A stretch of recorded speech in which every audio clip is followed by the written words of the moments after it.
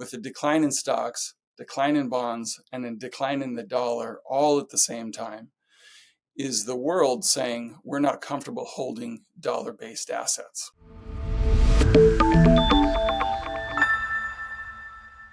Jesse, thank you very much for being with us today. How are things in Oregon? Things are great. Yeah, thanks for having me. Appreciate it.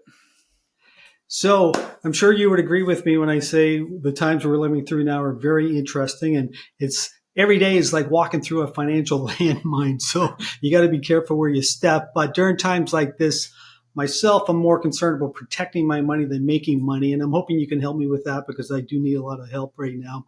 And I want to start a conversation on the S&P. We topped out earlier this year at 6,100.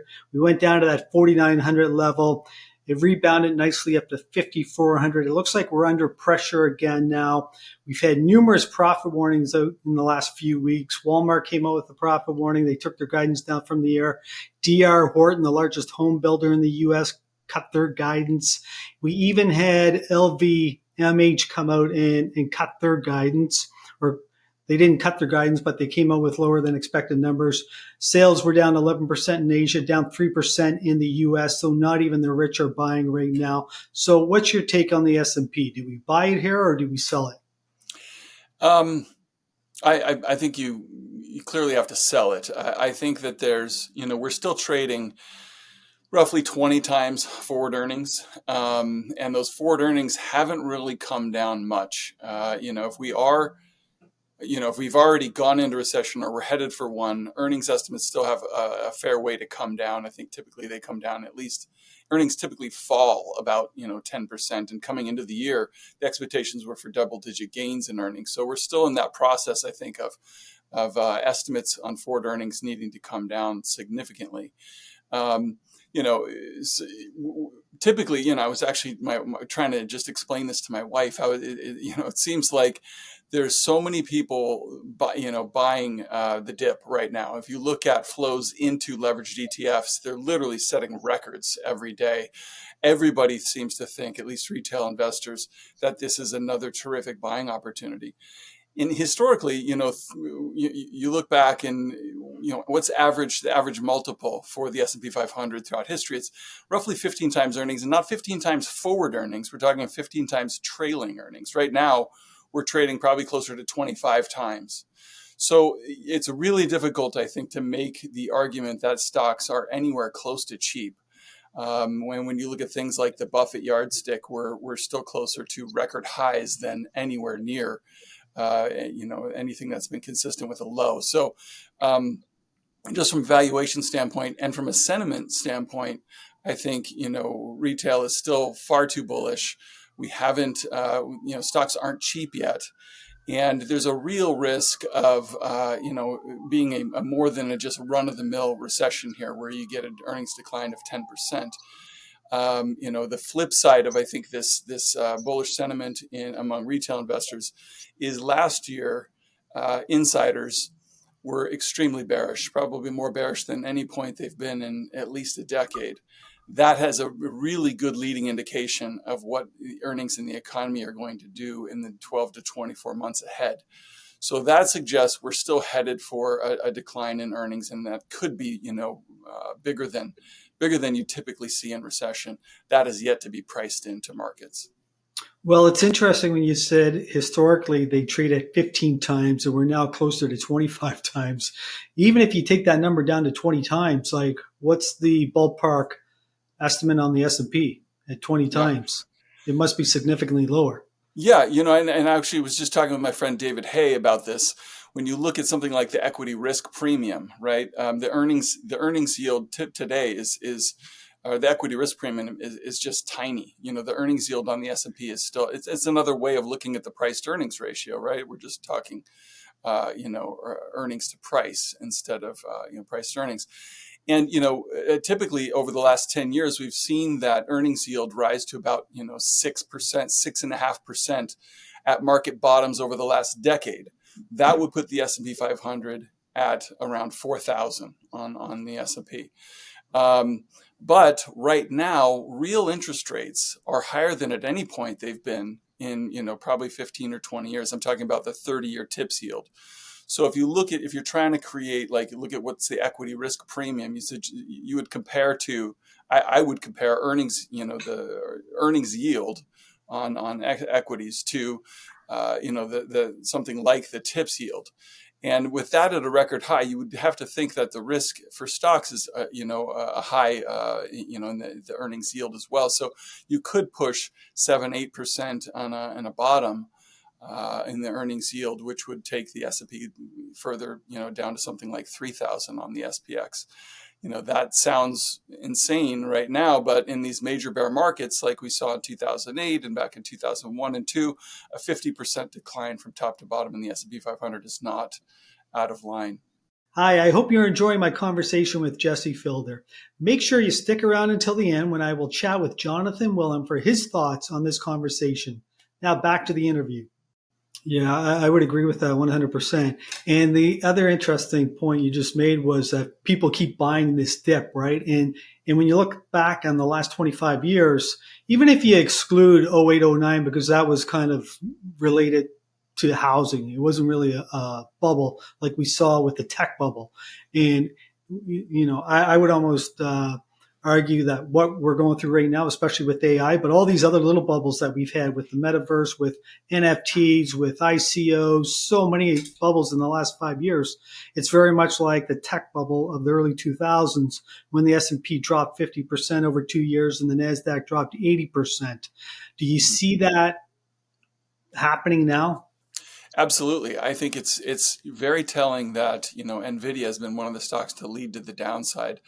As Wath Damodaran, who does, some of the best valuation work, teaches, the class Buffett took as a student at Columbia Business School on valuation, suggested at the start of the year that NVIDIA was 50% overvalued. And that's assuming its revenue growth and all these things that it's seen in the last few years are maintained. I think what the market is starting to wrestle with now is Microsoft, basically put a hold on, CapEx.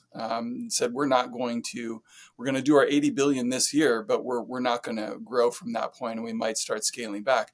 We just found out today, I think Wells Fargo reported that Amazon Web Services is kind of now in the same mode where they're shutting down additional CapEx on data centers.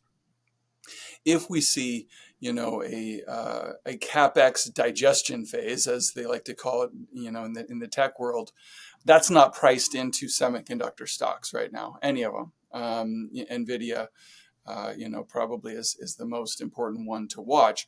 So that if you do get a normal cycle, a down cycle in semiconductors, the valuations are so extreme in that group that they're definitely not priced for that. So I absolutely agree that there is a potential bubble, around this AI theme.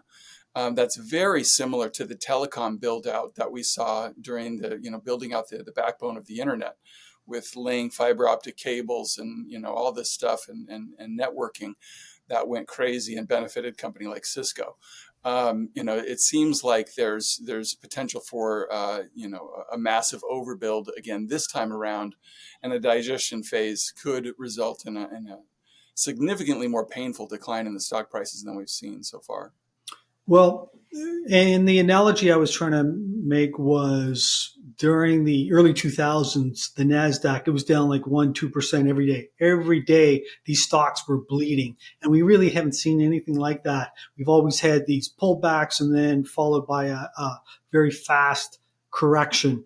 And it's going to be interesting to see how investors of today respond to this day after day, week after week, month after month of just a slow bleed in the markets, over the course of 2 years. Yeah, I mean, it's a great point. The Wall Street Journal had a statistic within the last week or two where they showed that this year so far has been the worst performance for a buy the dip strategy in the last 100 years. So it's interesting that we see this huge push towards buy the dip and using leveraged products to do that. At the same time, it's not working.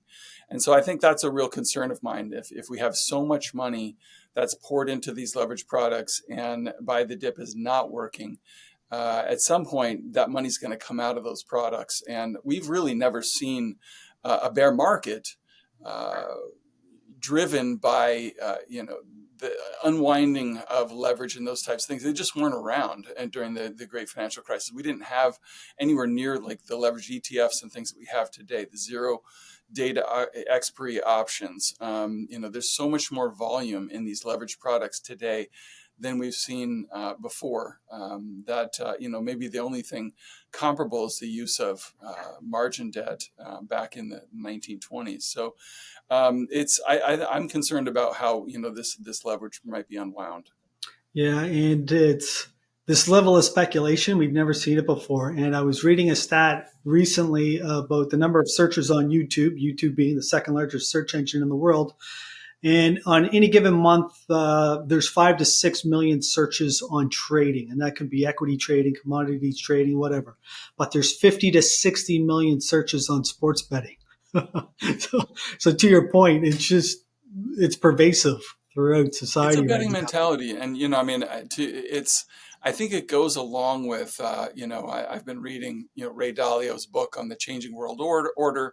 A lot of people have been talking about the fourth turning and these things, and a lot of that is speaks to the division in wealth and people feeling like their only hope of kind of and we saw this during the 2021 meme stock bubble. Somebody pointed out, I think there was I can't remember what they called them back in 2021, but it was one of these digital artworks that somebody paid $60 million for, and it's worth 12. NFT. NFTs. Yeah, right? it was an NFT by Beeple. It went for $69 million at Christie's. And it's worth $13,000 today, according to estimates, and it just speaks to the desperation. I think there's a class of people out there who found it very difficult to kind of climb the wealth ladder. It's very difficult with housing prices where they're at, and so speculation and trading and sports betting has become so popular. But my friend Peter Atwater has done some really great work in this. And I think what it speaks to is if we do get a major bear market, and a lot of people are really hurt by these leveraged products and things, it does set the stage for some type of a political backlash. People being even unhappier than they are today about the political situation and things, and it's how you get major change in society. So I don't dispute people like Ray Dalio and Neil Howe who talk about we're headed for some type of major societal restructuring. So the low we saw in the S&P here this month was 4,800. It looks like it's heading toward there again. Do you think we take it out? Definitely. I think the only question that I have is, do we take it out and then do we bounce again? Or do we get another real kind of waterfall decline once we break those lows? I can't answer that question, but I do think we're headed for new lows. If you look at the early stages of major bear markets, a lot of times they start with a very steep waterfall decline like this, like we saw earlier in the month. And then they try and form a bottom. But if you even look at like the 1929 crash, it happened that way. It was a much steeper in percentage terms than what we've seen. But then it started to rally for a few months and then rolled right back over and to new lows towards the which would be kind of in the fall of our time frame. So I don't know which of those outcomes more likely, but if you do believe we're in a bear market that's associated with recession and earnings are going to decline, we're probably headed for new lows. And as I said, it could be we just take them out briefly and then rebound again before making another low in the fall. Or as I say, the leverage that's in the system right now has me worried about the fact that we could see an extension of the waterfall decline we saw earlier this month. Well, we've only had a few companies report here in the last few weeks. We still have a slew of companies coming out here in the next couple of weeks, all the big ones, Google, Tesla, Meta, Apple. So it's going to be interesting to see the commentary out of these companies. But I think the real pain is going to come in Q2 for sure. But so you're negative on the S&P. Let's move on to the bond market now. We've seen a lot of volatility in the bond market. They've gotten pounded in the last few weeks. The yield on the 10-year has gone from a low of 390 up to 460. Now it's around 430. But the one that really concerns me is the 30-year. It's approaching this 5% level again. What's your thoughts on the bond market? Well, for at least the last year or two, I've called the yield on the 10-year Treasury the most important chart in the world, because I just think so much is priced based on that. And we've seen a regime change, right? For 40 years, we got used to a disinflationary environment and falling interest rates, and I think we broke out of that downtrend channel several years ago, in 21, 22.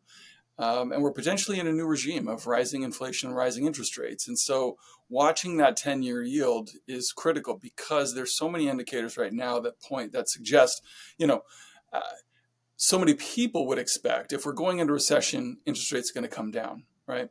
Warren Buffett, this is another thing I've written about pretty extensively in recent months, is typically at this point in the cycle, when Warren Buffett's raising cash, he, back in the late 90s and into the recession of 2001, he used that cash to buy long-term zero coupon bonds and bet on a big decline in interest rates, which turned out to be a great trade.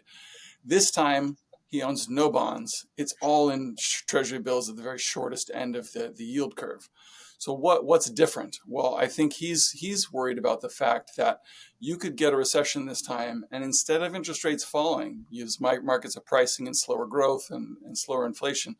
Markets have to price in an increasing mismatch between supply and demand in the treasury market based on a further blowing out of the fiscal deficit, right? So you go in recession, tax revenues fall, and that worsens the situation where we already have a ton of debt to issue this year, with a 7% to GDP fiscal deficit. If that blows out further, this is going to create that much more supply in the treasury market at a time when we're basically telling foreigners, we don't want your money. That's a very difficult situation. So I think that's why people, like Paul Tudor Jones, Ray Dalio, Stan Druckenmiller, Warren Buffett, Bill Dudley, former head of the New York Fed, have been warning about the potential for a debt crisis for the past year or two, and a recession could actually be catalyst for that episode to play out. So I don't have any interest in owning longer term bonds. I do think that even the 10-year could test that 5% level again, and even a little bit higher. It looks from a technical perspective like we could hit 5.25, 5.5, in if we really were to get some bond market turbulence. The one point I would push back on is the fact that we've been talking about these debt levels for decades now. Okay. And here we are, it's 2025. We're still talking about the debt levels. Debt to GDP is around 125 or 130%. But if you look at a country like Japan, it's closer to 200%. Why can't we just keep kicking this can down the road? Why is all this debt such a big deal? Well, Japan was able to monetize their debt, right? The Bank of Japan bought up a ton of government debt, and there was no inflation. There was no cost to the central bank for monetizing that debt. We are already in an inflationary environment. So to the extent that we decide we do not need to address the fiscal side of things, we can allow the debt to grow exponentially, even in an inflationary environment, and then just rely on the Fed to monetize it.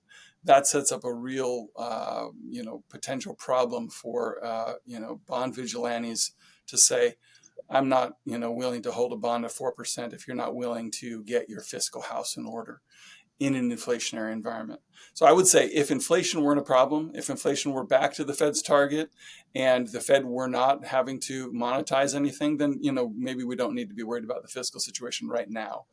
But the fact that, the fiscal situation is what it is. We have a 7% deficit to GDP in an economic expansion, the worst outside of wartime by far that we've ever seen, and that could potentially worsen significantly in a recession. and inflation is well above the Fed's target and has been for 4 years now. That sets up a scenario where if the Fed is forced to monetize, we could see a revolt in the bond market. And one of the people who I take the warnings the most seriously is Bill Dudley, former head of the New York Fed. He understands the workings of the money market and treasury markets better than anybody, probably. And for the last year, he's warned about this supply-demand mismatch growing in the treasury market. And so when the former head of the New York Fed is warning about a debt crisis, I take it pretty seriously.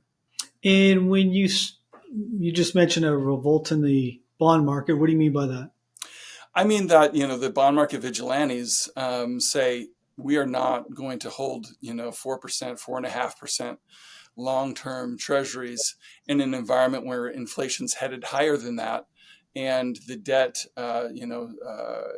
is potentially growing exponentially, and you're printing money to repay debt holders.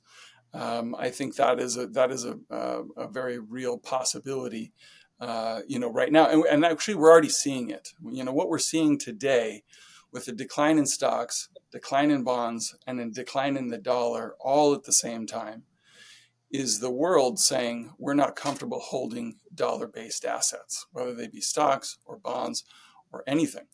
And so, especially with the administration, President Trump putting pressure on Fed independence, that only potentially worsens the scenario where, if they were to fire Powell and put in somebody, Kevin Warsh sounds like the name that has been bounced around, and require monetary policy to reflect the will of the administration. I think that would potentially trigger that type of revolt in the bond market, where people say, I'm not comfortable holding these bonds if you're going to try and monetize the debt in that way. So where do yields go? Do they go to Like I four and said, a I half? think Do they in go the to five, short, five and a half? yeah, I think in the short run, I'm looking at just over 5% on the 10-year. I think that's the level where the Fed might start have to get concerned and say, okay, we need to completely shut down quantitative tightening and go back into easing. In kind of a Liz Truss moment, like the Bank of England came back in and said, okay, we need to intervene here, because we can't afford to let the bond market kind of run away with interest rates. I think that's somewhere above 5% on the 10-year, where the Fed would have to sit up and take notice. Okay, so you're negative on the S&P, you're negative on the U.S. bonds. Now let's talk about the dollar. It was up, as measured by the DXY. It was up 7% in 2024. It's now down 8% on the year, and we're only 4 months into the year. And it's trading around 98. Where do you see the DXY going? Well, this is really why I'm bearish on financial assets generally, is because I do believe we've entered a new dollar bear market.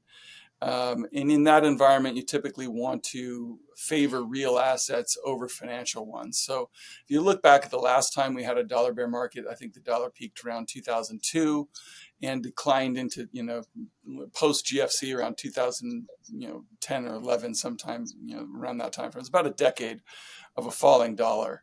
And what you wanted to own in that environment was precious metals, oil, commodities generally. And I think we're once again in that type of an environment where we've had a dollar bull market for 15 years now. And I think that the Trump administration's made it very clear the dollar's overvalued. They want a lower dollar to make U.S. manufacturers' goods more competitive around the world, kind of rebalance trade. It's very similar to what we saw back in, I think, the early 1970s with the Nixon shock, where that we were running out of gold reserves, and the world was exchanging their dollars for gold, to the point where we said, okay, we can't afford this any longer. We need to close the gold window and try and reset, the global trading system somehow. I think we're in a very similar episode right now with the Trump shock, with the tariffs and these types of things. And what they really do want is a lower dollar, to kind of help rebalance trade in these things. Dollar is overvalued, especially relative to things like the Japanese yen. And so if you believe we're in a dollar bear market, that'll probably last a number of years. You really need to favor real assets over financial ones. They typically do far better in that type of environment. And I think that's, I believe, the signal that gold is telling us right now is gold is saying the environment has changed. It's radically different. Something, big is coming down the pike.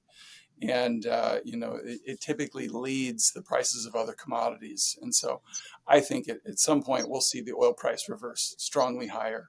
Copper price is already pretty strong, but they could get a lot stronger, in the months and quarters ahead. I'm sorry. Why do you think oil is going to reverse and go higher? Well, for one, we're right now, I believe a $60 oil price is already priced recession. It's typically how the oil price trades is in the lead up to recession. You see a crash in the oil price. And then as soon as recession begins, oil price bottoms and reverses strongly higher. And that's the oil price's way of reflecting the monetary and fiscal stimulus that are going to come once the consensus, has decided that recession is underway. We've seen, the managed money position in West Texas Intermediate futures. The only time it's been lower than it is today was at the COVID bottom. Managed money traders have the lowest net long position they've had essentially in a decade. So people are extremely bearish on the oil price.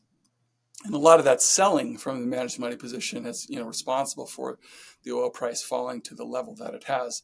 I think my friends at Gehring and Rosenzweig also have done some incredible work on showing that the shale, the supply response from shales is just not there. I mean, the depletion of shale wells in the Permian is probably going to be a lot faster than anybody expects. And so oil supplies in the United States are probably lower than markets currently believe.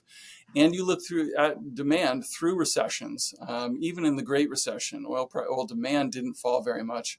And in most other recessions, it continued to it slowed, but it continued to grow. And when you have emerging economies like China and India that are going to be, China's really going to start some major fiscal stimulus probably here to kind of help them get through the trade war. I wouldn't be surprised to see the oil price start to reflect the fiscal stimulus that's going to come from China here in the near future. So, I'm very bullish on energy stocks and the oil price over the next few years. I saw an interview recently with Ray Dalio, and he thinks the U.S. is on the brink of a recession, and possibly something much worse. He didn't say depression, but he was alluding toward that. What are your thoughts? Do we head into a recession here in the next quarter, 2 quarters?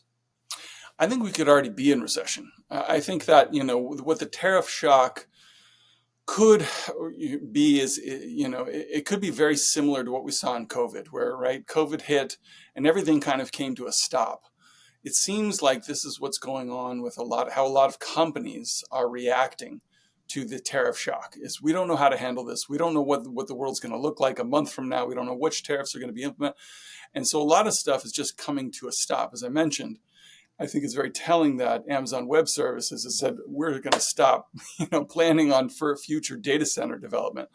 And this AI build out has been really the strongest area of economic boom that we've had in recent times. And the fact that Microsoft and Amazon are now both literally saying, stop, means that everybody else is probably doing the same thing. Saying we need to go into a mode, as you said at the very beginning of this interview, of protecting. And it's not just investors and protecting their wealth, it's corporations protecting their balance sheets and these types of things. And so when you get basically a complete halt in activity or close to it, we could already, there's a good chance we're already in recession right now.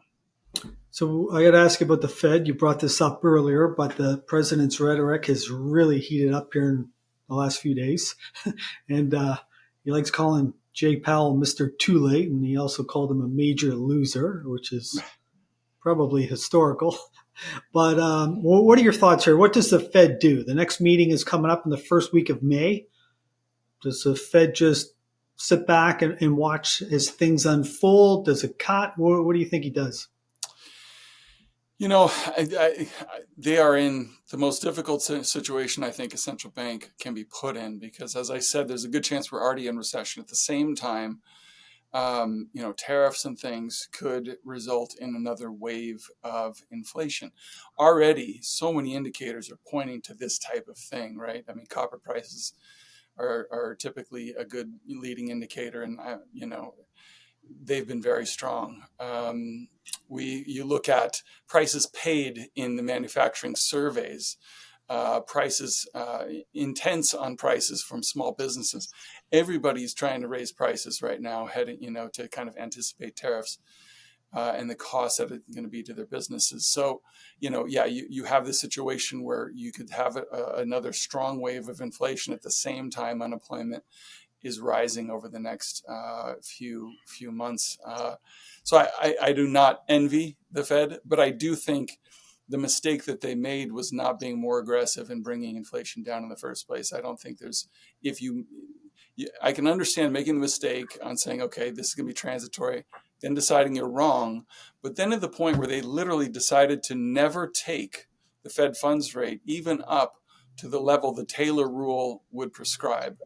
They still, essentially erred on the side of dovishness all through the inflation problem. And cutting interest rates last year, I don't really feel like there was enough justification for that with inflation still well above target.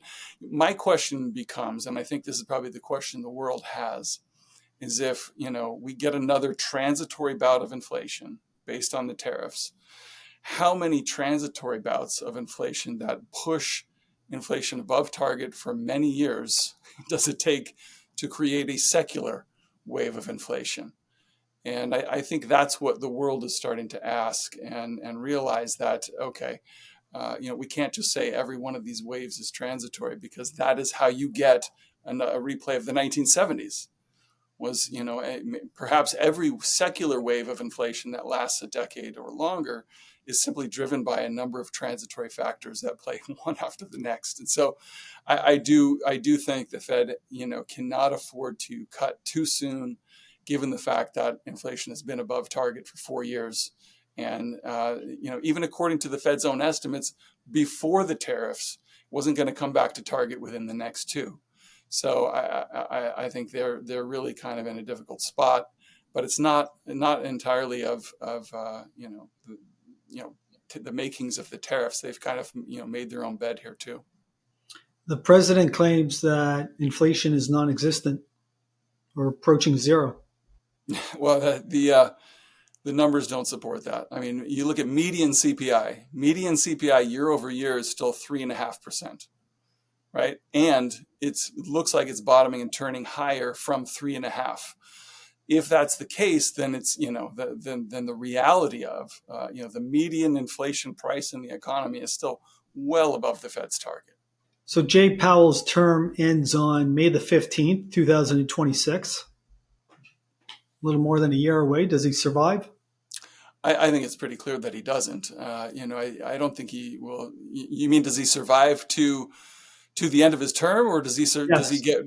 Yeah, I don't think so. I think that it seems like one of the I wrote in January a piece called "Are Markets Prepared for a Policy Shock?" And my thesis at the time was that the new administration was going to implement a number of policies that would represent a serious shock to the economy. I didn't, to the extent that they have is much greater than I thought that they would. But I think Scott Bessent has been very, very clear that they see the economy heading for an economic calamity. That's the term that he used during his confirmation hearings in Congress. And that's related to the expiration of the tax cuts.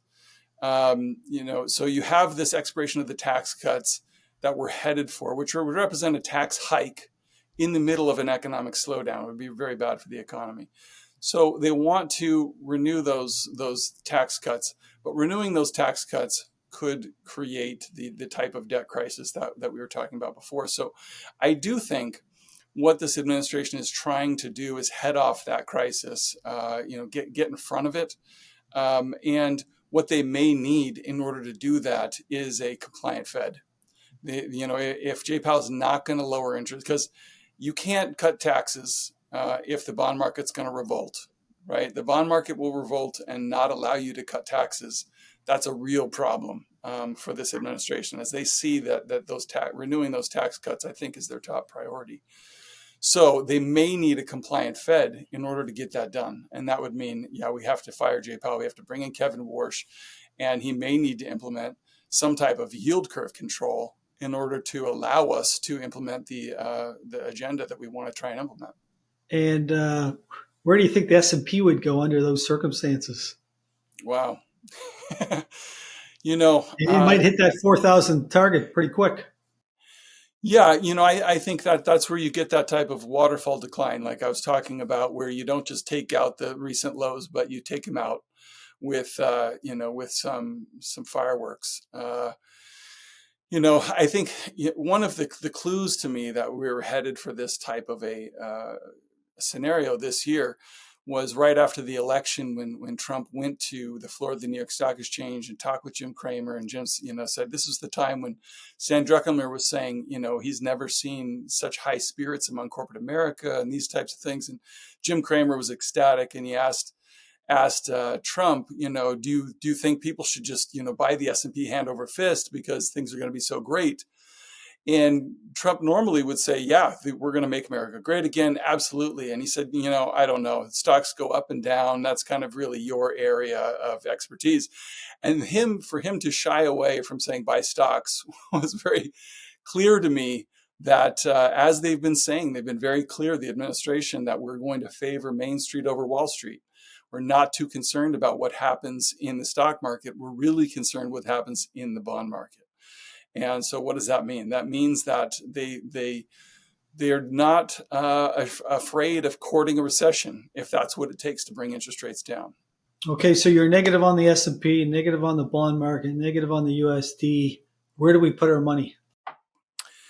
Real assets. Gold has had a terrific run. It's difficult, I think, to recommend it here.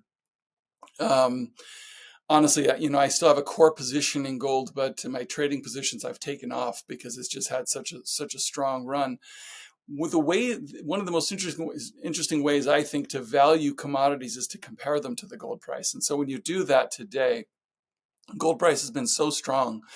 The oil price relative to gold has never been cheaper than it is today, at least in the last 30 years. The only time is obviously when oil price went negative in 2020 in the wake of COVID. So you could argue that the oil price is extremely cheap relative to the gold price today. And that's one of the ways that I like to determine, okay, which commodities do I want to buy? Which ones do I want to kind of lighten up on? And conversely, back in 2022, this indicator told you it's time to back away from energy as a theme and get really aggressive in the gold price, because relatively speaking, gold was cheap, oil was expensive. So we're at the reverse of that right now, where I think energy stocks are really cheap. If we are going in like I said before, a dollar bear market with persistently high inflationary environment, stagflationary environment, typically the best equity sector you can own by far is the energy sector. It's also the cheapest sector of the stock market right now. And one of the only areas where I've seen compelling insider buying over the past 12 months is in some of these energy names. We've had, it's really the only thing Warren Buffett has been buying is Occidental Petroleum over the past year. You can buy that stock well below his cost basis right now. There are other names. Jerry Jones, owner of the Dallas Cowboys, was buying Comstock Resources hand over fist last year. We have Carlos Slim, Mexican billionaire, who's been buying PBF Energy pretty aggressively over the past year. So I see a number of these, successful, billionaire investors who've been, basically lightening up everywhere except the energy space. And I believe that's a kind of a macro signal as to what they expect in the years to come. Yeah. The operative word there is years to come. If we if we enter into an environment like Ray Dalio is looking for, I can only assume oil is going to be taking out its 2020 lows, which was $25 a barrel, give or take. Especially when you get this wealth effect. Okay, if we get the S&P pulling back to 4,000, you even threw out 3,000. Okay, that's a decrease of 50%. If we get the same sort of pullback in real estate, well, those are your two biggest sources of wealth right there. There's no way this economy will go into a tailspin, and I think oil will go with it. It could be. I've heard, Javier Blas, who's a writer for Bloomberg, does terrific work on the supply demand dynamics. In the space, thinks that oil's headed for $50 in a recession. I personally think that in a deflationary environment is the only way you're going to get oil prices below much lower than they are today. And deflation would require, a financial crisis, I think, type of scenario. I don't think we're anywhere near deflation right now. And in an inflationary environment, and in an environment where money printing and fiscal stimulus are likely to be the policy remedies for recession, it sets the stage for much higher oil prices in the next 18 months. That's really what the market wants to try and price. It's not what the next 6 months or 12 months will look like. What will the world look like 18 months and 2 years from now? And so, as I said, once I think we hit that recession consensus where the world says, oh, wow, we're obviously in recession right now, the oil price will have already bottomed and turned strongly higher because it will start anticipating the fiscal and monetary stimulus. And as I said, it's not just what's going on in the U.S. I think, to deal with the this trade war, we're already seeing massive fiscal stimulus being talked about in Europe, massive fiscal stimulus being talked about in China, and Japan probably will follow suit as well. So if you have the developed and the developing world all kind of go into a massive fiscal cycle at the same time, that could be supremely bullish for the oil price. You mentioned that you thought gold was at a level where it was too rich to buy it. So right now it's around $3,300, $3,400 an ounce. Do you have a target price on gold? Not in the near term. I think it's overvalued in the near term. I think that, when you look at it compared to real interest rates, it's another one you can compare to the change in the 30-year TIPS yield, kind of like, I was talking about with stocks. And if you do that, it's mispriced in the short run. We also have massive, chasing, right? We just had record inflows into gold ETFs. And so we're starting to see that chasing that we didn't see when gold first broke out above 2,000. So, I think sentiment and the valuation of it argue for, another corrective phase here. But longer term, I'm very bullish. I think, when you typically see these bull markets, they go up at least, fivefold, something like that. So I don't think, if gold bottomed at, around $1,000 an ounce back 10 years ago, you probably expect it to go 5,000 to 10,000 an ounce before this bull market is over, but it could take a number of years yet to come before you get those higher price targets. Well, Jesse, that was a great discussion, and I want to thank you very much for spending time with us today. If somebody would like to follow you online or find out more about you or read your research, where can they go? My website is thefelderreport.com. I put up a free blog post every week. I do lots of, pretty much I spend all my time reading and looking at charts and things, and I pick out kind of 5 things a week to share in those blog posts. And so I send out a Saturday email with those 5 things every week. And that's just a free thing. You can sign up for my website. As I said, thefelderreport.com. Once again, Jesse, thank you. It was a pleasure. Thanks for having me.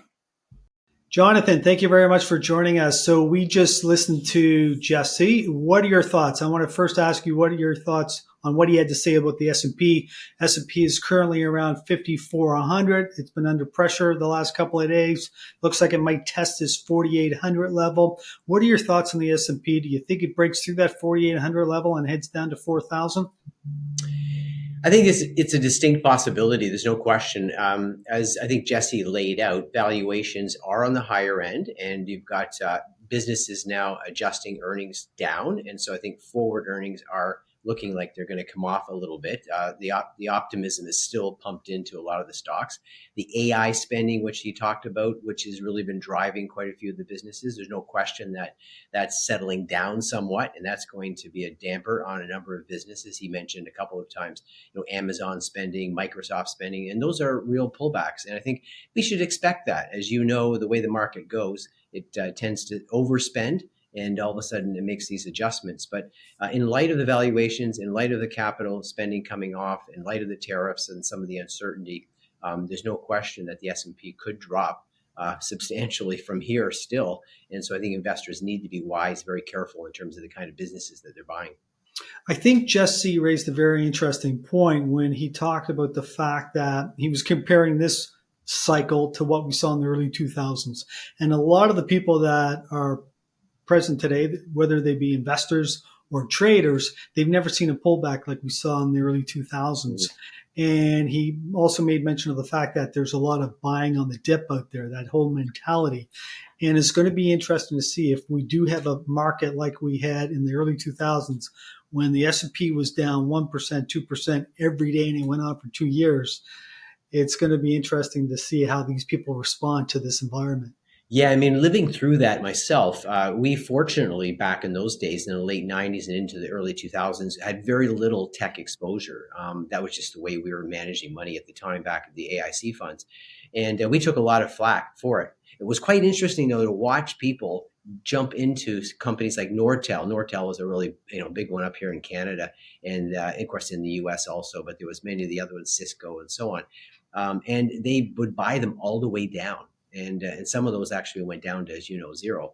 And so you have to be careful. If you're going, just because something's off 10%, 20%, 30%, even 40%, you still have to go back and make a proper valuation on that business. And when they're starting from such high levels, stocks can come down an awful lot. So be very careful. And you got to constantly revalue the business as it's coming down, not just assume that it was maybe a little heavy valued at one point. And just because it's off 40% does not mean it is actually cheap. Now, Jesse was also negative on bonds, and he said he can see the yield on the 10-year approaching 5%. What are your thoughts on that? We've been very short on bonds, and that's because we just don't think we're smart enough to figure out exactly where the yield curve is going to go. And I think he mentioned some of the major risk factors, and that is there's a tremendous amount of debt out there. Debt has to roll. People are concerned about the dollar. The Federal Reserve is concerned still about inflation, and so they're not interested in pulling the rates down as fast as the President Trump wants to see it. So I think those are all issues. The bond market is sort of rejecting some of the policies, is concerned about policies, and is not going to give ground, I think, very easily. And so, we are approaching 5% on the 30-year, and even as we're speaking today, with the market off, the 10-year is yields back up again too. So, So I think I would agree with Jesse on the bond side. Be very careful. Be very careful. Now, what about gold? Gold is up somewhere between 25 to 30% on the year. He was bullish on gold. I think he still is bullish on gold, but he said if you're not long, it's gone too far too fast. What are your thoughts? I know the last time you and I spoke, you were long gold and you were also long some royalty companies. Yeah, we've had a significant position in gold over a number of years, really since I started RockLinc back in 2010. But so we've maintained a large position because we've been concerned about the monetary situation, the debt, and so on. So, I mean, I think Jesse's point is well taken that gold has gone up an awful lot. So investors should be careful entering into it.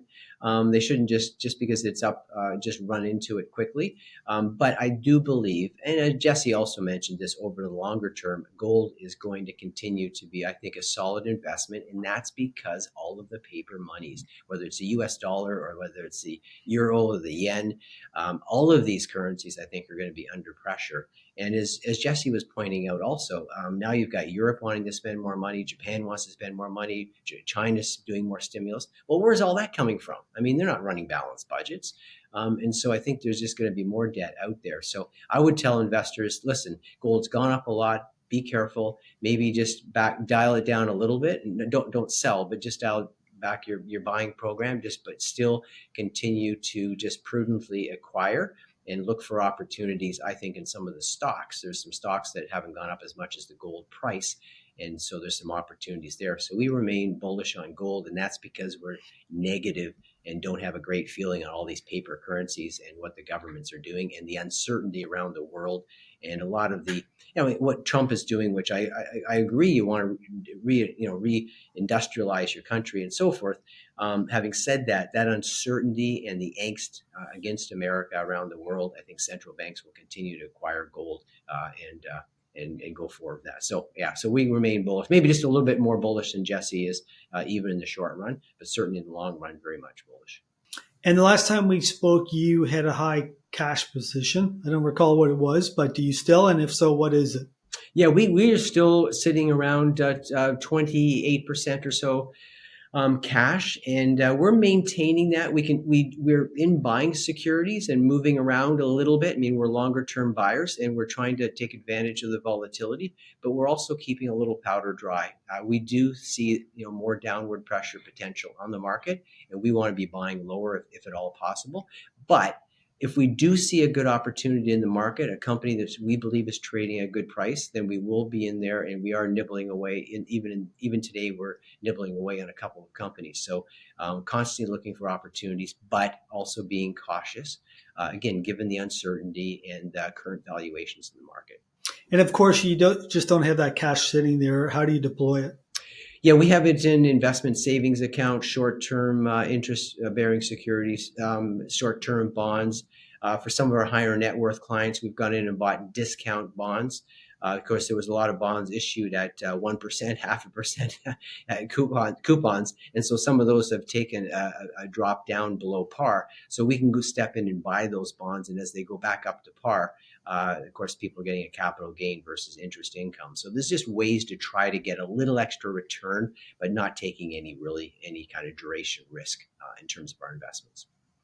And were there any other points that you agreed with or disagreed with in regard to Jesse's conversation? Yeah, I think overall, he's offering, I think, a cautious note, which I think is very valuable to investors. There's just a lot of uncertainty, so I appreciated that, and of course, he's backing them up with a lot of numbers. His bullishness on oil, I think, is an interesting one, and of course, only time will tell. I would still be a little bit cautious on oil, and I understand the dynamics of oil, and I also understand when you do value it against gold, which I think is valuable over time. It does look very cheap, but the Trump administration is really trying to get, drill, baby, drill, and they're trying to get as much oil out in the marketplace. And if there is economic weakness, I think I agree with you, it could go down a little bit further and maybe not make the kind of returns people are expecting. Having said that, there's a lot of very profitable oil companies, and there are free cash flow yields on some of these businesses quite high. And so I do think there's opportunities in that space, but maybe not quite as optimistic as Jesse was pointing out. But again, that's the beauty of the market. There's two positions, and we'll see how that all works out. That's what makes a market, a difference of opinion. Is exactly right. Well, those are great comments, Jonathan, and I want to thank you very much for spending time with us today. If somebody would like to learn more about you and your firm, where can they go? Yeah, just probably the website's the best, which is just RockLinc.com. RockLinc is RockLinc. So a link spelled with a C at the end, RockLinc.com. And has all our particulars on there. Reach out, contact us. We work with Wealthion and clients that are up in the Canadian marketplace. And we are always interested in talking to clients and in telling them how we're investing and how we can help them and work with them in the future. Yes, and we have a big election coming up in Canada next week on April the 28th. So maybe you and I can have a conversation after that. That would be great. I'm sure we would enjoy that very much. Jonathan, once again, thank you. Great. Thank you very much, Jimmy.